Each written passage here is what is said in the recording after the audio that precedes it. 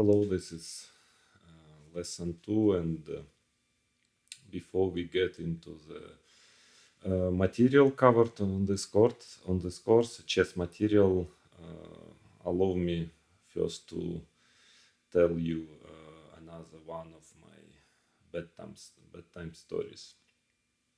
I was born in 1975 in a small, by Soviet standards, town of Tuapse. It's on the Black Sea, very south of Russia, nearby Sochi. Um, I think we had roughly about 50,000 inhabitants, and of course, by Soviet standards, it was quite a provincial place. And sometime around 5 years old, when I was five, my father introduced me to the game of chess.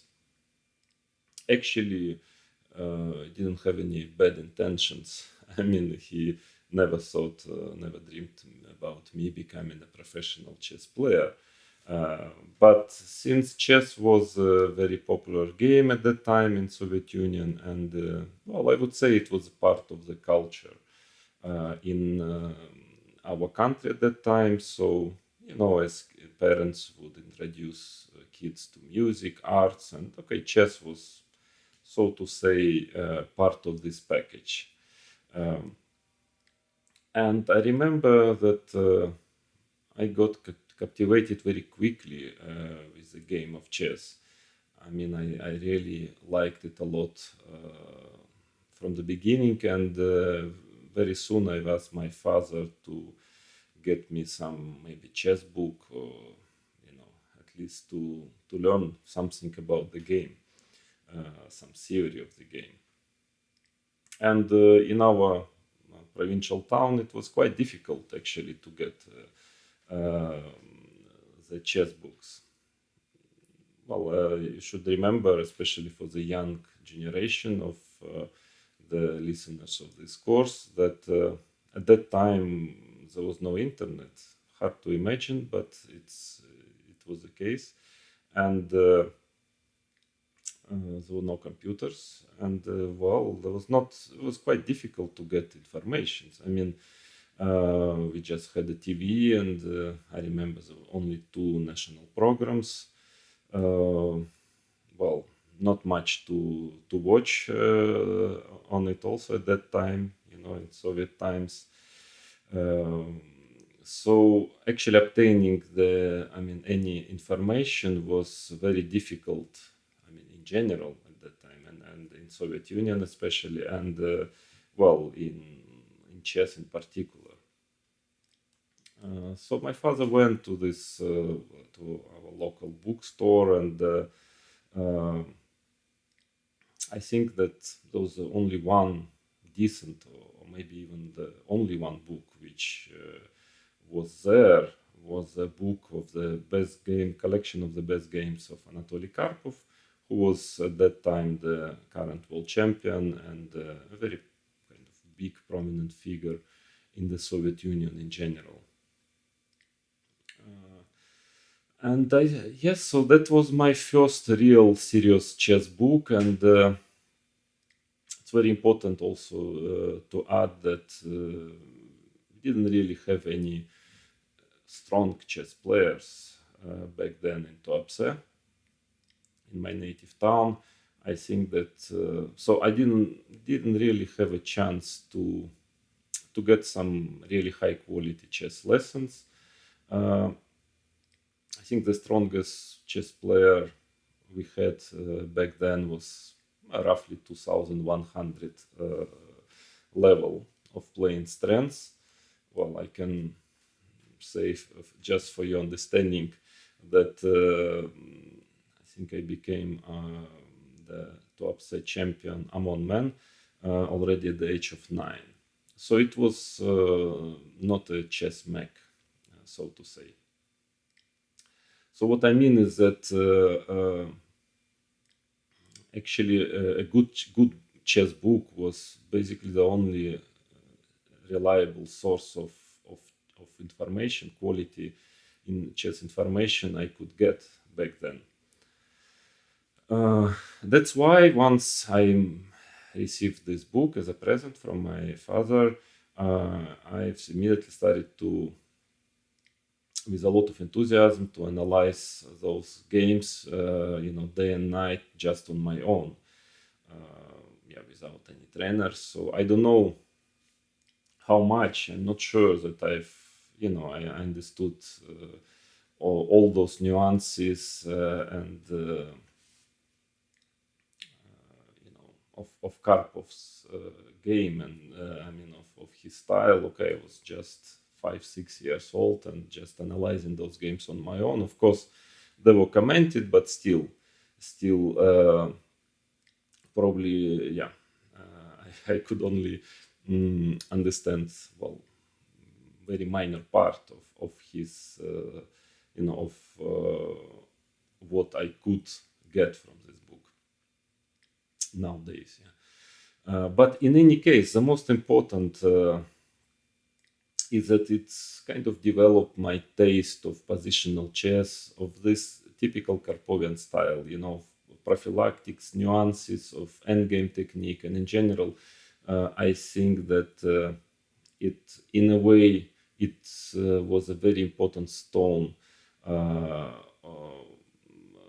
which finally built my style, which I consider is more positional, even though, of course, it was changing during years, and sometimes I would play more aggressively, sometimes I would. There were some years when my style was purely positional, and I enjoyed playing a lot of endgames. But all in all, I think this Karpov base was very important, so to say. Based of this, I think this is the base of my play, and probably just because of this fact that accidentally, Karpov Best Games collection was my first book, which I studied seriously. And of course, his games made a very big effect on me because, well, it just made me understand how important is this part of a chess game. Because, as a kid, usually you tend to think more about combinations, attacks, and then only later on, you start to get more positional, you start to pay a lot of attention to positional aspects of the game of chess. And I, as a kid, was I was always happy to change queens and to play some endgame or some positional, some very, so to say, boring positional game. Yeah, for me, it was not boring at all, and I kind of enjoyed it, and still, by the way, I do enjoy it. So what is so special about Karpov's style, and why do I recommend everyone who wants to improve his positional skills? Well, first of all, to study his games. Well, he was a very instructive positional player. I mean, I would say a model, of a positional chess player. He had a very powerful, natural kind of sense, of the position, which would allow him to notice very, the smallest nuances of a given position on the board, and to anticipate actually the development of events, and to see, a lot of ideas, potential ideas of his opponents, and he was very good at preventing the opponents from executing their plans long in advance. He was, very, very careful player, so to say.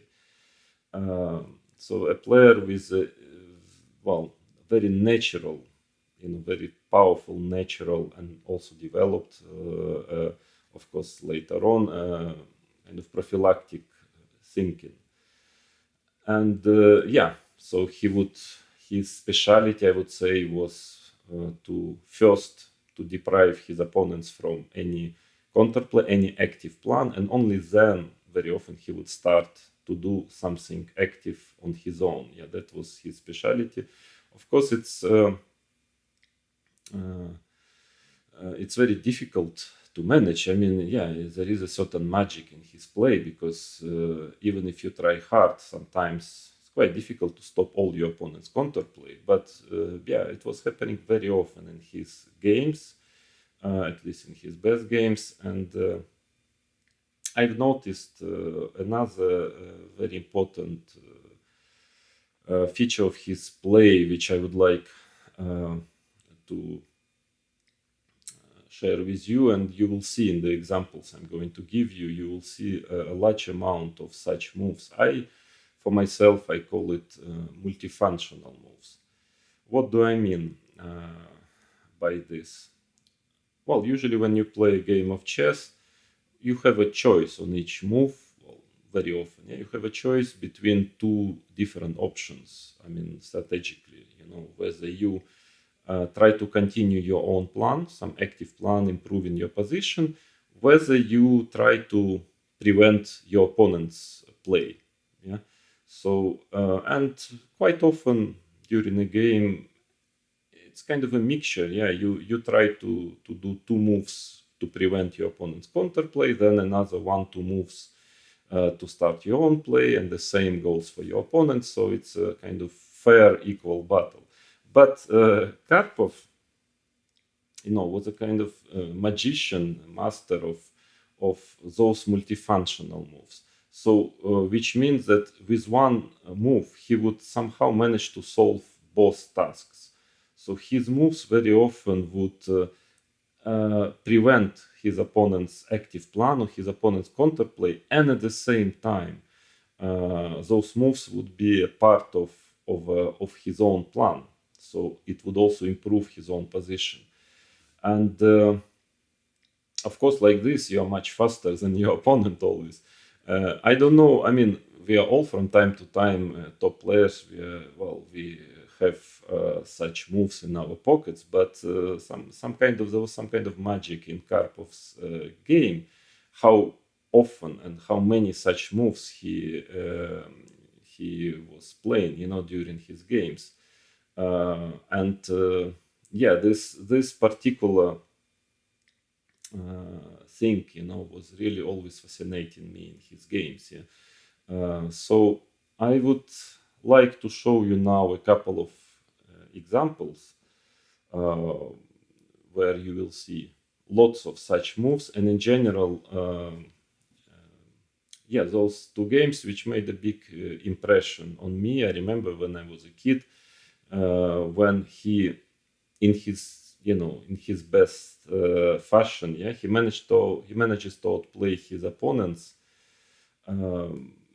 Actually, without giving them any real chance to get counterplay, and very often with the help of those multifunctional moves. And yes, you get sometimes a feeling when you see Karpov's games, those two and many others when he was at his best, that these feelings of, I guess, his opponents were kind of frustrated, very often after the games with Anatoly, because it looks like the position is more or less equal at the beginning, at some point in the middle game, and then nothing. They don't really make mistakes, and Karpov doesn't really try to do something really aggressive. So everybody's trying to move around, so to say, to improve their position. And after 10 moves, Karpov is close to winning. And this kind of magic that was always something which fascinated me. And in general, I really enjoy this kind of chess when you manage to outplay your opponent in such a way that you need to analyze the game very deeply to understand what was a mistake. I mean, because most of the time it's quite obvious, that the mistake was this was a wrong move, that was a wrong move. But in Karpov games, it's not that obvious at all where the opponents made mistakes. And those two examples I'm going to present you now, I think, are very clear, and I think you will see what I mean when we go through those two games. So this is the first example, which made quite a big impression on me. Karpov is playing white against Gennady Kuzmin, a very strong Ukrainian grandmaster. It was played in 1973. Anatoly Karpov was, I think, just 22 at that time. And it was played in Leningrad interzonal tournament. Actually, that was this cycle when he became the world champion at the end of it. So he won this interzonal. Then he beat in quarterfinal a very strong, a top grandmaster Lev Polugaevsky at that time. Then in the semifinal candidate match, he managed to beat very convincingly Boris Spassky, who was just world champion before. So Boris lost a couple of years ago his match to Bobby Fischer. And then in the finals, Karpov managed to beat Korchnoi. Then finally, as we all know, unfortunately, this match, Fischer-Karpov, never took place. But I think it wouldn't be easy for Fischer. Of course, I still consider Fischer as a favorite in this match, but Karpov was already extremely strong, and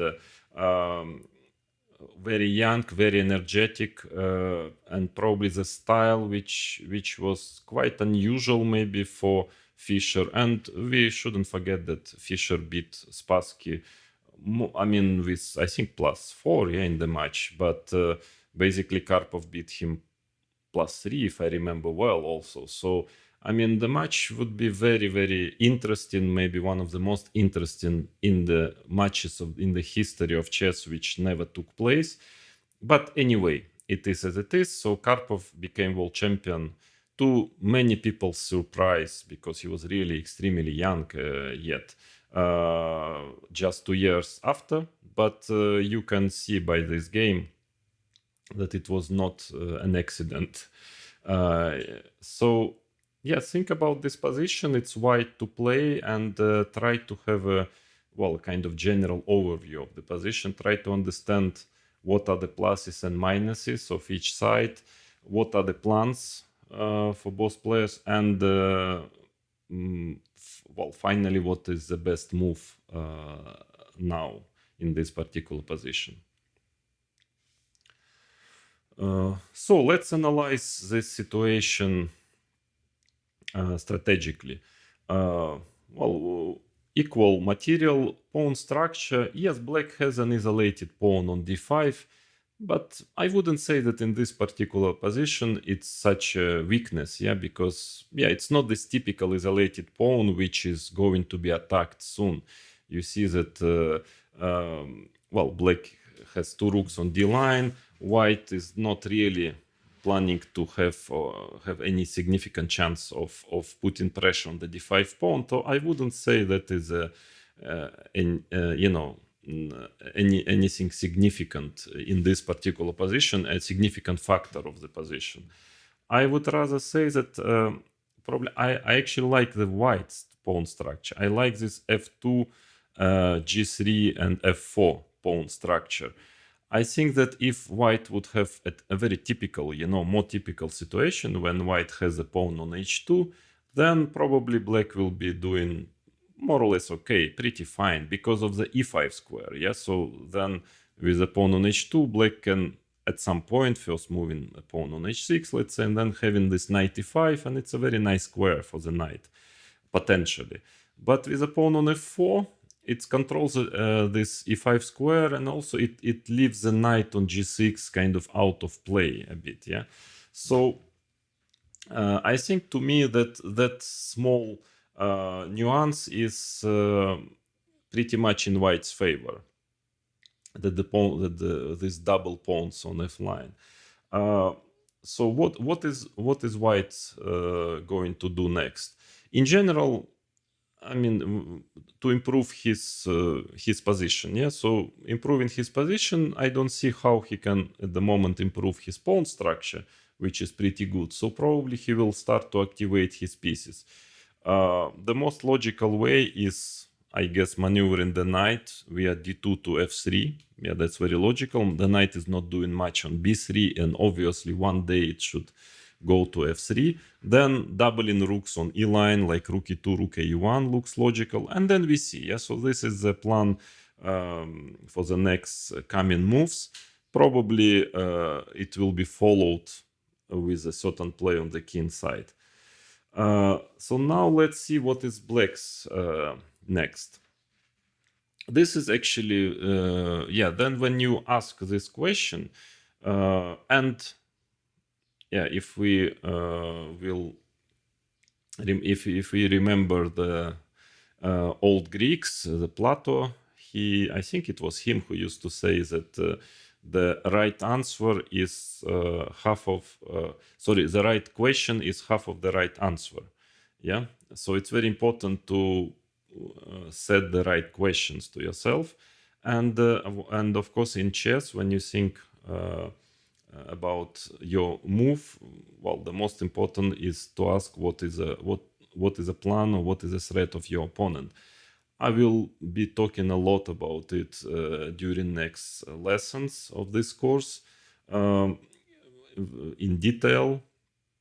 But for now, if we ask this question, well, it's pretty clear. Yeah, black wants to play d4. In fact, all his pieces are set exactly to serve this goal. His both rooks on d line, so to say, make sense only if black manages to play d4. Yeah, and that's almost the only kind of logical, natural way of for black to proceed. And then if white can always, of course, take on d4 with a knight, with massive exchanges, knight takes d4, cd4, but that would probably lead to an equal position and draw. So before improving his position, Karpov, of course, that is for him a very simple task. I mean, not too difficult for such a incredibly, refined prophylactic player to see that by playing a3, a very strong move, he basically stops d4 forever, practically forever, and that is a key move actually in the whole game. So of course now, let's say if black plays d4, white always plays c4. And a3, why a3? Because white needs to protect the b4 square in order to stop knight b4, knight takes d3 plan. Yeah, and now c5 is a threat. Let's say queen c7, and black doesn't have counterplay anymore. Yeah. Now, for example, knight c5. Of course, knight d2 is also possible, but here you can go via c5, knight f8. Let's say b4. And we see that this poor black rooks, they're just looking at this d4 pawn and in fact becoming very passive. Actually, black would be probably extremely happy to remove his pawn from d4, because then he would have a certain play on d line and knight can jump to d4 with some threats, But white's bishop will never move away from d3, not at least for the next coming several moves, and black is left without any counterplay really. So after a3, well, black had a difficult choice now. So d4, he understood that it's not possible on the next move, and probably on the never ever in future. So his main plan is not working anymore. I think he should have probably played knight f8 in a very solid manner. Of course, white has a very comfortable game now because he can do almost anything he wants. So I guess he's going to do knight d2, play knight d2, h6, knight f3. Black should probably go queen c7, rook e2. Again, d4, always c4. I mean, no counterplay for black. But maybe by playing rook e6, of course, black is slightly worse, a passive position, but still very solid. I mean, still not easy to convert white's advantage. Yeah, I mean, it's probably with accurate defense, black should be able to make a draw. But yeah, it will not be simple, and it's a long passive defense. And I guess Gennady Kuzmin, he didn't want, especially probably against Karpov, who was young, but already everybody understood how good is he in positional play, in this slowly pressing the opponent. So he wanted to create some counterplay, and he went h5. Again, objectively, it is probably not the correct move, but very understandable. And even if it's a mistake, not an obvious mistake. But from now on, Karpov is just there is an impression that he wins the game now, like without a chance, and Black is not having a single chance anymore, even if the position looks still perfectly fine for Black, more or less. But that is also what the mystery of Karpov, of his style of play, that he would often win games as if he was winning from the move one. Yeah, I mean, in seemingly equal position or close to equal, he would just slowly playing accurate, strong moves, he would just win a game, and as if the opponent didn't make a single mistake. Yeah, and that is one of those examples. King g2, h4. Of course, that is Black's plan, is trying to get maybe create some potential play on the h line. Rook e2, very, very important, also very typical for Karpov, this precision, because of course I was wondering when checking already now with the computer this game, I was wondering why not knight d2. This looks much more logical, first to transfer the knight to f3, and then we see probably doubling the rooks, because that is obviously White's plan.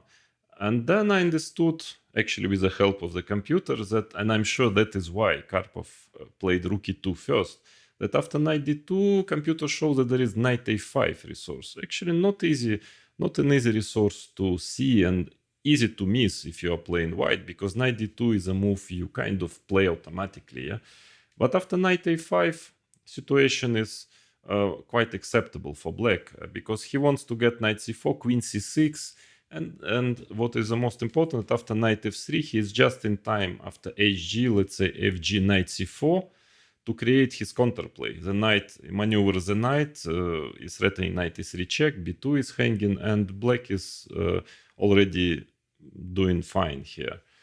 So yeah, you see how much Karpov sees, I mean, when he plays chess. So rook e2, then I understood why rook e2, why he first wants to double on e line, because now if knight a5, White has knight d4, and knight is going to f5. Knight on d4 is much more active, and according to computer, Black's position is pretty bad here already.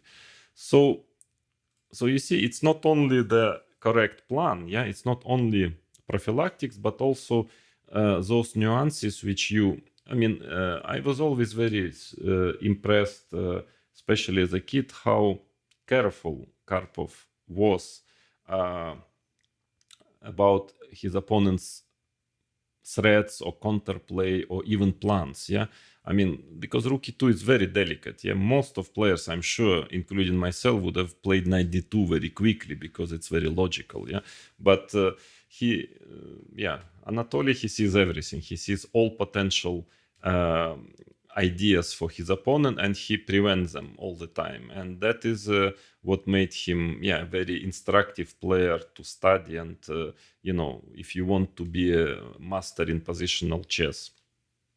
So knight f8, knight d2. So you see, now he can do it already, knight d2, because after knight a5, knight f3, let's say, the thing after hg, computer says that there is rook h1, it's also very strong, but even fg, knight c4, rook e1. So now White protects, I mean, he's in time to double rooks, to defend the b2 pawn, e3 square, and it's pretty bad for Black here. So knight d2, rook h6, knight f3, hg, fg, knight d7, rook a, e1. Also, what was a very strong point of Karpov also, that he was, so to say, very strong in this short tactics, so to say, because that is I would say even a core of positional play is to see this kind of small tactics which helps your plans. For example, rook e1, it's very important to see if you play rook e1 that after knight f6 you have g4.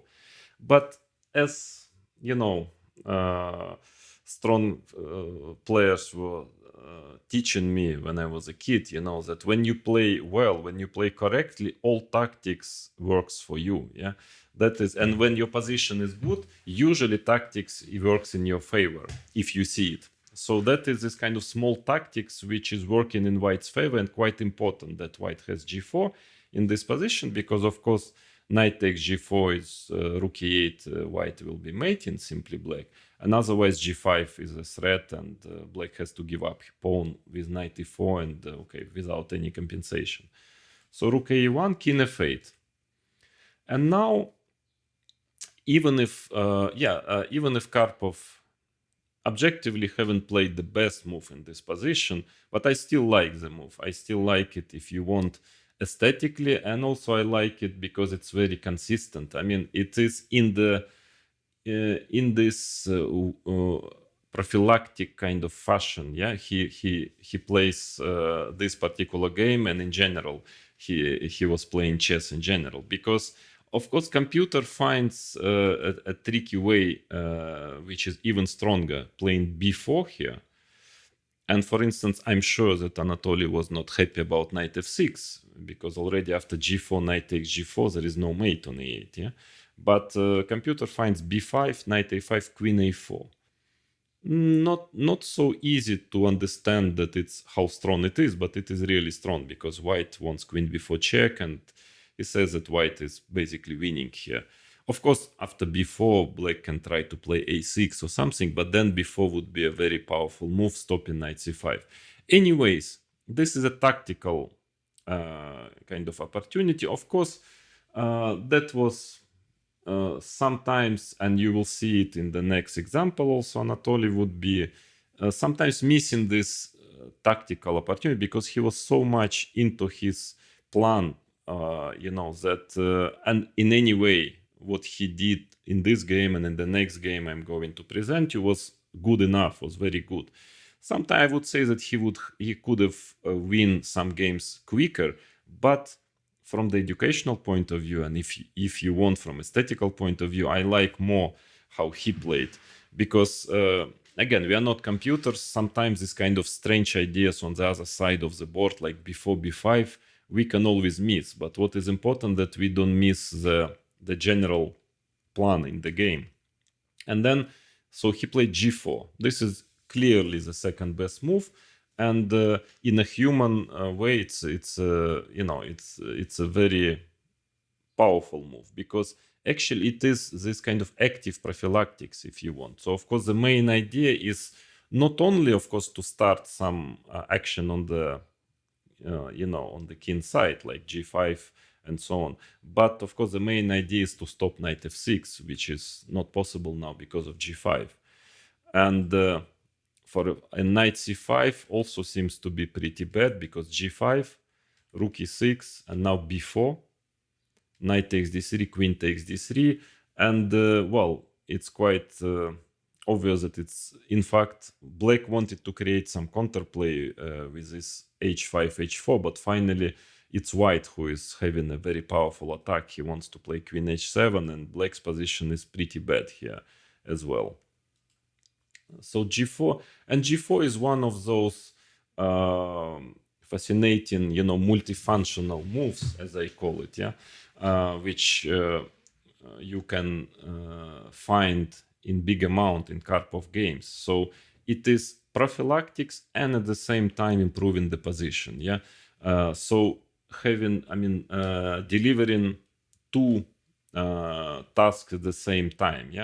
And that is, the Karpov was really the unique player who had so many moves like this in his best games. So g4, queen c7, attacking the pawn on f4, g5, rook h8, king g3. Again, I would say a very strong multifunctional move. From one point of view, protecting, of course, the pawn on f4. From other point of view, white starts a direct attack with rook h2. Yeah, so now he is opening up the second rank to be able to attack on the flank. Knight c5. Well, here Anatoly, he played very well, and he won the game very convincingly. Again, the same story. He could have won it in a more direct and tactical way, but I wouldn't. It's not rook h2 actually was winning according to computer, because after rook takes h2, queen takes h2. Of course, you cannot take on d3 because of queen h8 mate, and I'm sure that Karpov saw, but. I think probably he was not so sure about knight e6 move. At least it doesn't look so clear, because now queen h8 check, king e7, and f4 pawn is hanging. But computer is brave enough to play king g4. Very nice and very nice move actually, because king is very safe. White king on g4 is much safer than black opponent on f8. And according to computer, this is just winning for white. But anyways, again, Karpov would sometimes maybe get too excited about his style of playing very prophylactic positionally, and I mean, it was good enough. So I cannot say it's a mistake, but sometimes he would miss something more tactical, on the way. But anyway, what he played was very good. It's anyway also good enough to win. Bishop f5. And you never know, maybe it's a move 30, maybe he was in a small time trouble already, so or maybe he just didn't want to bother calculating some sharp variations when he sees a very clear positional way to get a winning position. And so bishop f5 is very good also. g6, so also a prophylactic move, of course. He is stopping knight e6. G6, because white wants to play b4, and also he is threatening rook h2. G6 seems to be the only move. b4. Now, what to do? Of course, gf is totally lost. b takes c5, and f5 pawn is hanging, and white is having a mating attack here. Same can be said about knight d7. Then simply bishop takes g6, and you don't even need to calculate variations here to understand that it's going to be mate after fg, queen takes g6. So Kuzmin had to play knight e4 check, bishop takes e4, d4, queen takes e4. Okay, white is basically pawn up and having a better position, having more active pieces, king g7, but still, and that is also very important, and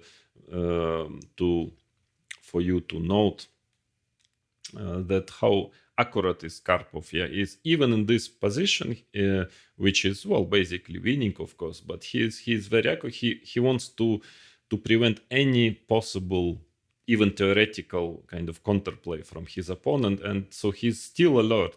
For example, rook h2 looks like a very logical move. Rook takes h2, knight takes h2, trying to go knight g4 and so on. But here, all of a sudden, after, let's say, king f8, followed by knight e7, let's say knight g4, knight e7, things are not so easy. Black knight can get to f5, and c3 pawn is hanging, so it's quite difficult to win this position with white. So he sees this potential idea of knight e7, potentially, let's say rook d7 maybe, then knight e7 or something, and then he's playing b5, a very accurate way to finish the game. Knight a5, queen e7. Again, you need a bit of calculation. Here it's not too difficult. I mean, after queen takes c3, rook e3, now the only square is b2, and now more than one move is winning. The simplest is rook e5, just to threatening queen f6 check, and white simply mates black here very, very quickly. So queen e7, which forces black to change queens. Queen takes e7, rook takes e7, and okay, rook is on the 7th rank. White is pawn up and a better position. So basically the game is over, and black cannot really get immediately his knight into the game, knight c4, because of knight d4 and threatening knight e6 check. So well, the only chance still to stay in the game for a short while, even if it wouldn't definitely change anything, I mean the outcome of the game, was to play rook c8, let's say rook e3, knight c4, rook d3, and well, threatening rook d7. Also all the pawns on the 7th rank are hanging, so no chance for black, but that was at least maybe a way to survive until move 40, until the time control. But Kuzmin played rook d3. Well, I understand he tries to pin and to get his knight to c4 to get some activity. Yeah, I guess after king g4, his idea was probably to play knight c4, and even if it's completely lost, but maybe somewhere knight d6, knight d5, you know, to try some chances. But here another, actually, yeah, this typical Karpovian simple move, but extremely efficient. This another multifunctional move, rook c7. I mean, I like it because it serves three very important goals. Yeah, first of all, protects the pawn on c3. Second, it stops knight c4, and third, it prepares rook e7, entering with another rook on you know, the 7th rank with a decisive effect. A very nice very nice move, a very simple one, but a nice move in this sense. Yeah, how he manages so much to achieve so much with one particular move. Yeah, and that's it, basically game over. Knight b3. Okay, this is already, of course, agony. King g4, threatening knight e5, rook f8, rook e7, and knight e5 comes next. Not even mentioning that all those pawns on the 7th rank hanging, so Kuzmin resigned here. So for me, I remember as a kid, it was very impressive, this game. I mean, to see how somehow in a seemingly equal, slightly better position, how he manages to win in a way not doing anything very special, but being extremely precise, stopping all the counterplay of the opponent. And it looks like black lost without actually making any significant mistake in this game. So one of those typical Karpov games when, you know, it seems that you can do it.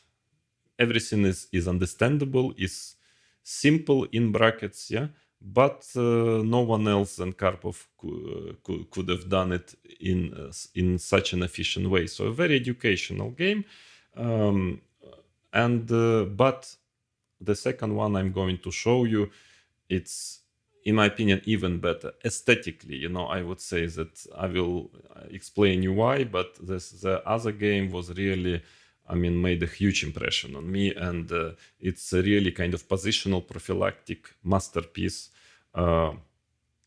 classics, I would say, of positional play. So I'm going to present it to you right now. And this is a position from the game Karpov Timon, Montreal 1979. That was a time when probably Karpov was at his best, winning most of the tournaments he was playing. And Jan Timman, his opponent, is a top 10 player, one of the main challengers for the world title, so a very serious opposition this time. But you will see how easily Karpov managed to outplay and to actually, I would even say, destroy his opponent in this game with his unique prophylactic positional style. So let's think about this position. I offer you to meditate a bit about it. You know, in general, there is no tactics really, but just try to understand what are the main characteristics of this position, what are the potential plans for both sides, and come up with a move. It's white to play, so come up with the best move according to you.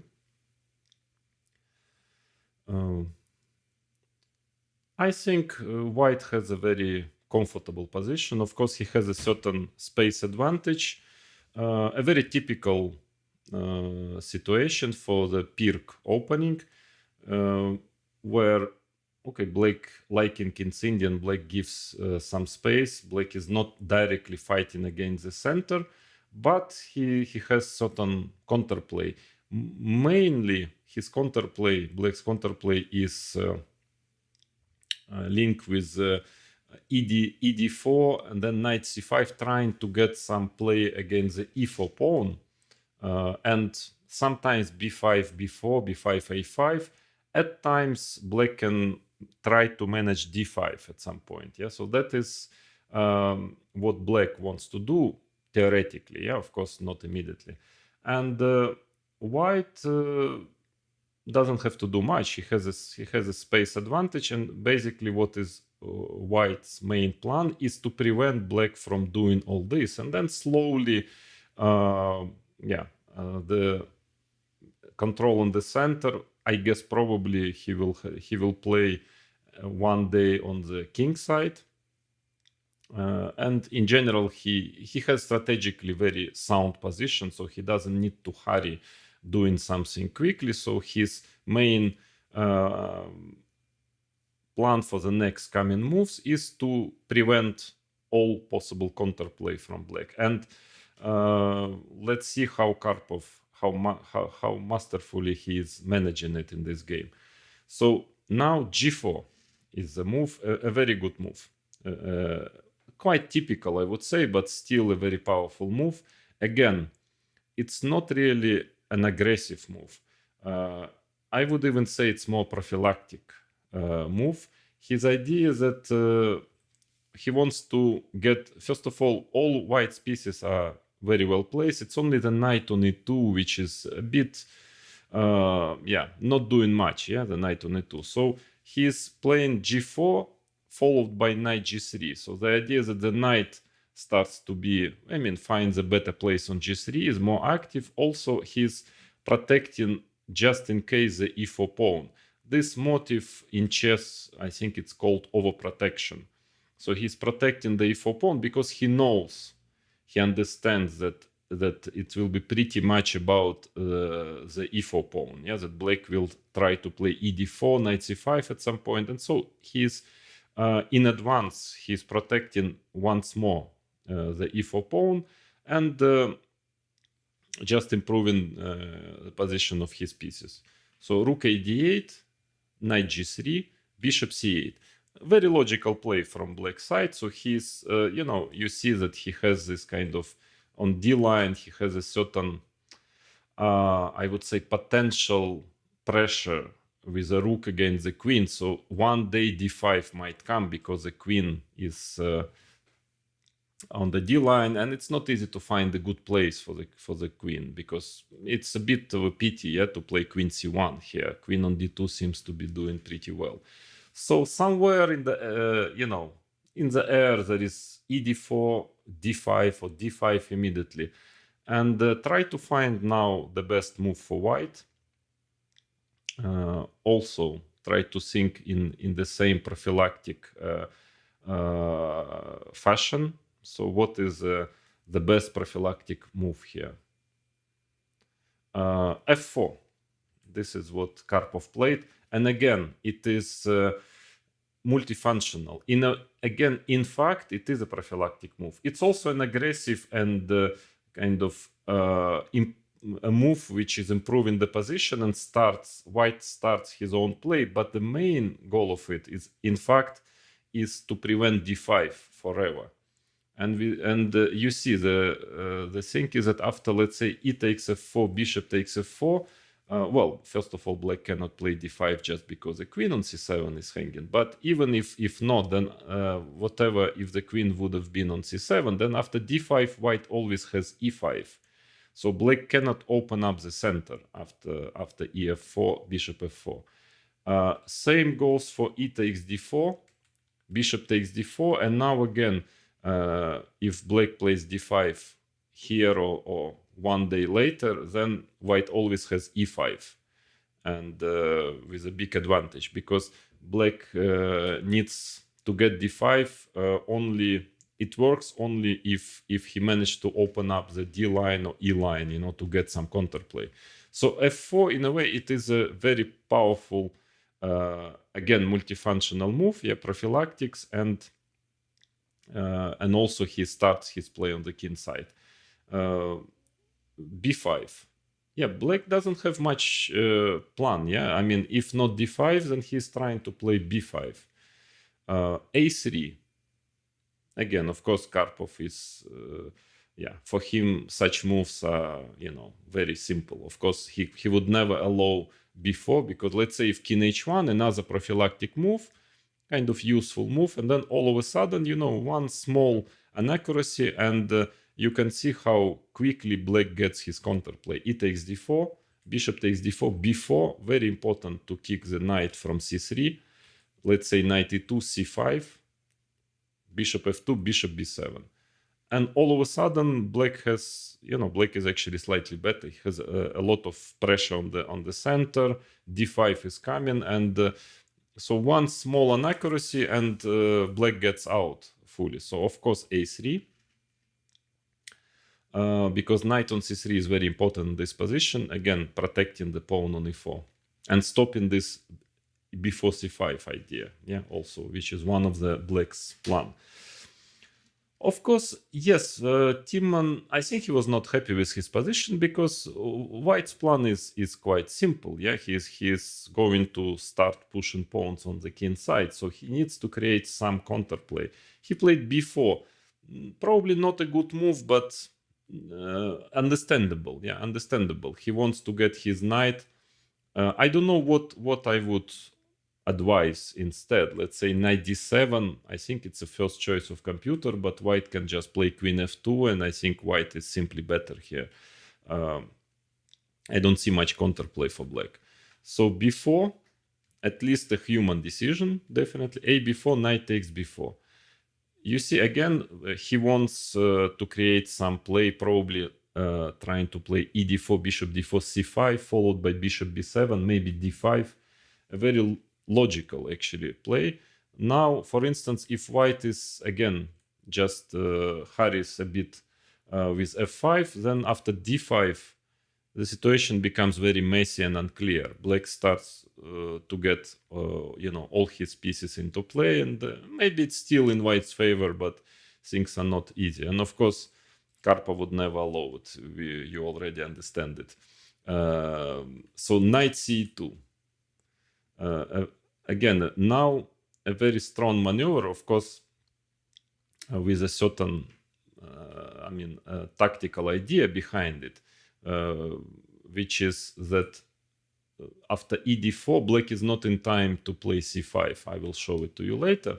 And what can you do now with black? Let's say if c5, now white is in time to take on e5.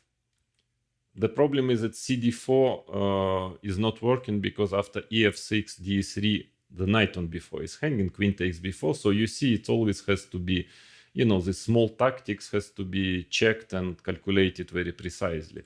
And that is why knight ce2 is a strong move, because the knight on b4 is hanging in this line. And of course, d5, d5 is just pretty bad positionally, simply. So now black doesn't have any counterplay anymore in the center, and white will probably start his rook f1 and g5 and attack on the king side. So c5 is not an acceptable option.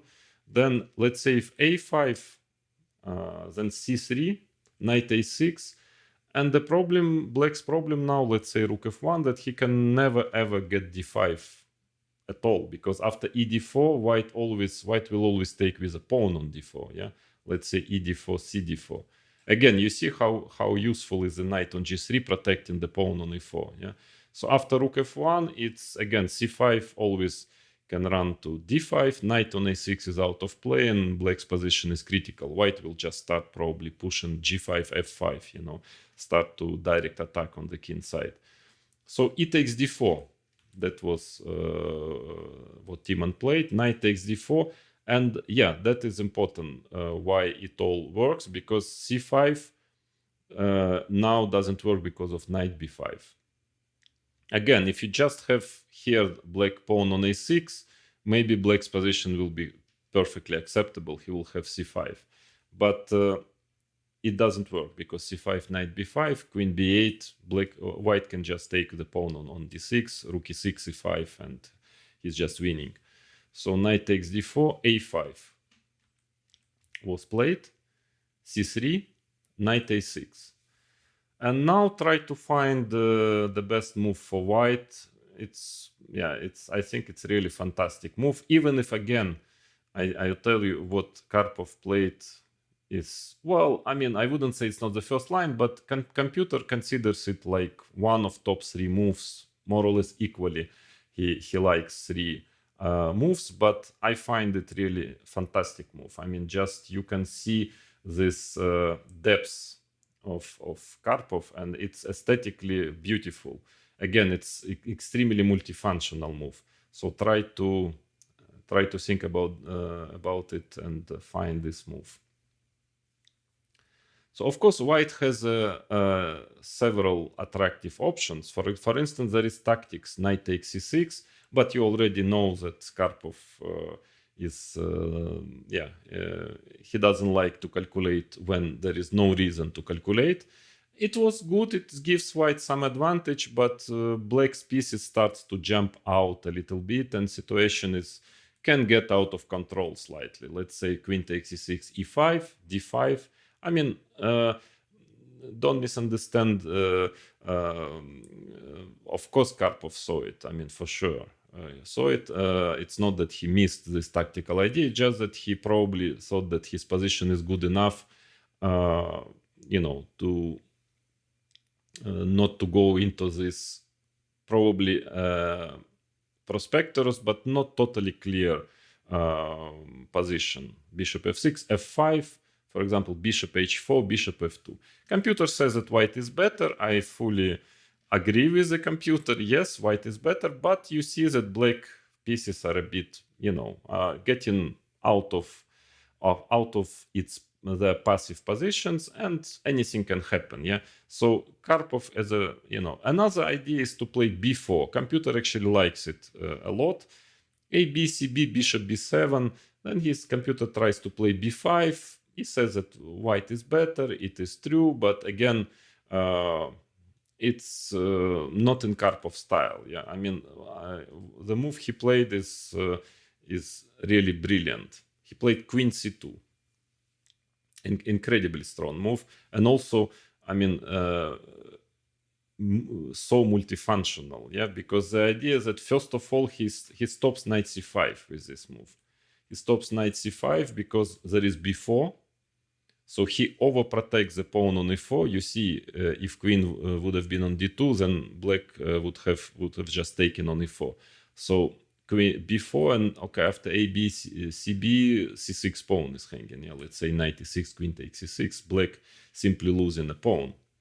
So then at the same time he stops d5.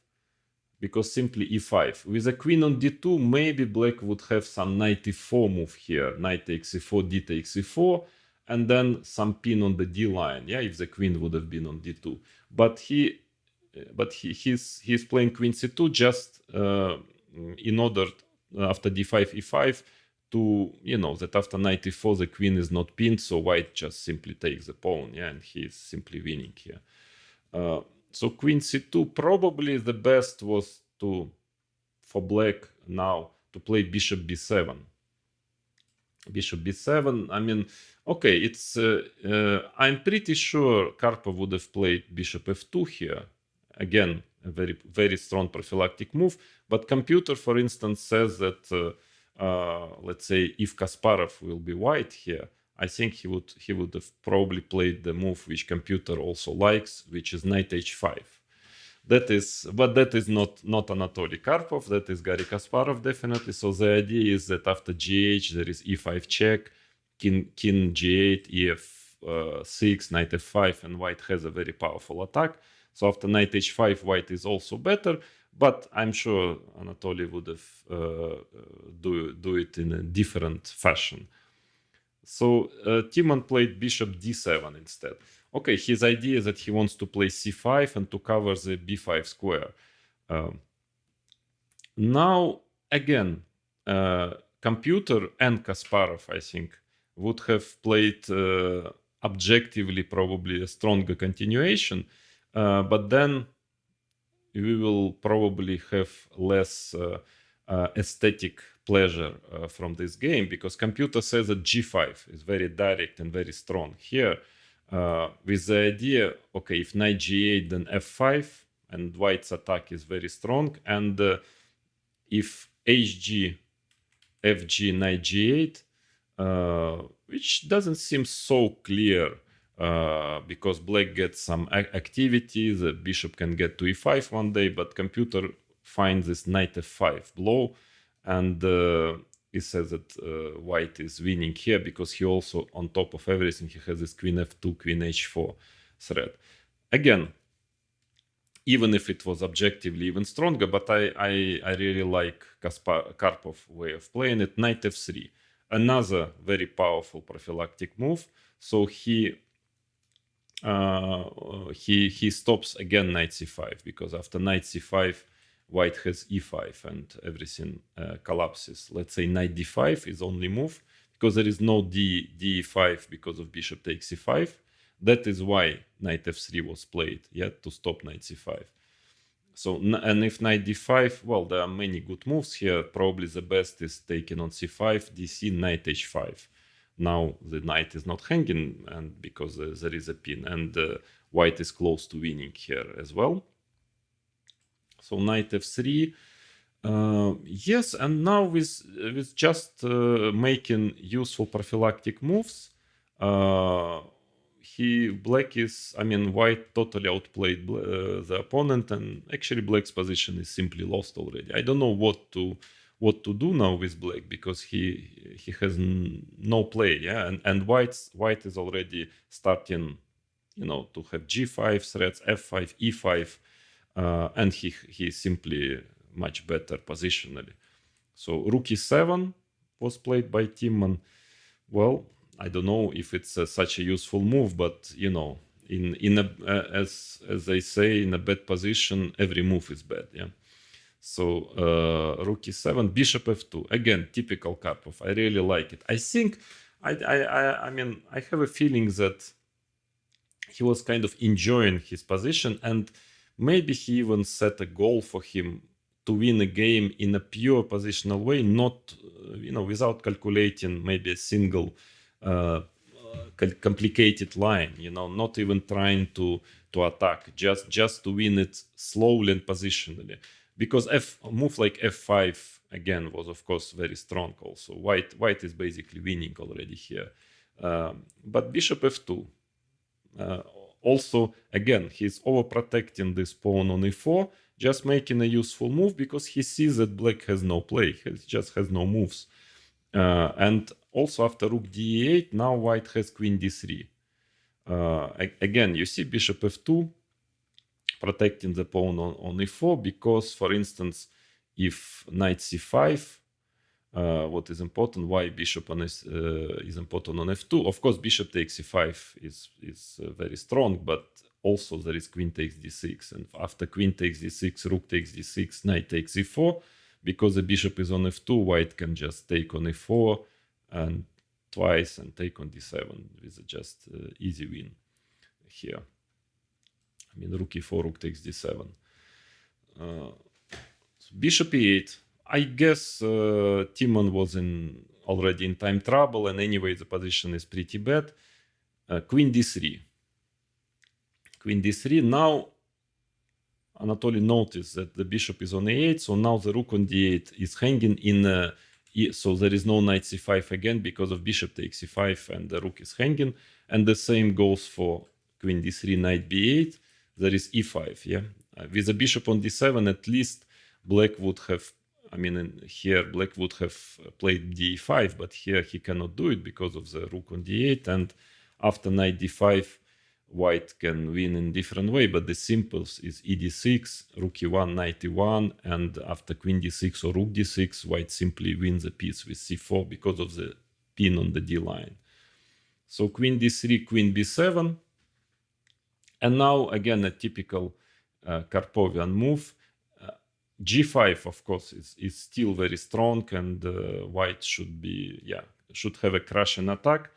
But I like Karpov move, and something tells me he was enjoying himself this type of play. So he wanted to win in a pure positional prophylactic way. Rook a1, a strange move, easy to miss it because rook on d1 is so good. Yeah, it's but after rook a1, black simply cannot defend the pawn on a5, so he's simply losing a pawn without any compensation.